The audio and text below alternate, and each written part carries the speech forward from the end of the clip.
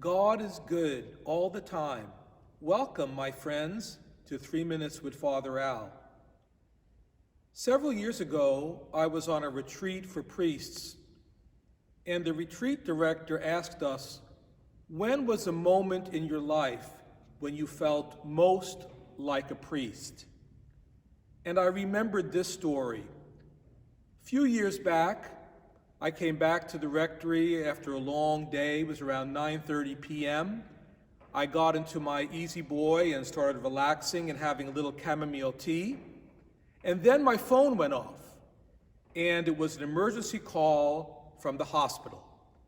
So I begrudgingly got up from the chair, snapped my collar into place, and got into the car and arrived at the hospital around 10:05 p.m. I walked into the room, and there was a man in the bed who was sitting upright. And he said, "Father, I've been waiting for you." And he had a big smile. And I said, "Well, do I know you?" He said, "No, but I've been waiting for you. I haven't been to church for 50 years, and I need to make a confession. And Father, it's going to be a real doozy." And he was right.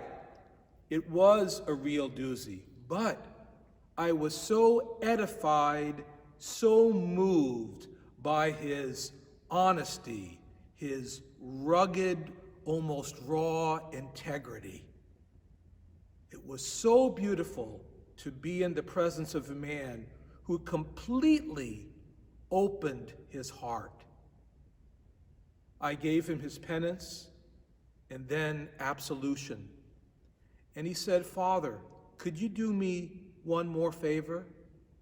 And I said, "Of course." He said, "Would you give me a hug?" I said, "Sure." And I embraced him. And in about a minute, he died.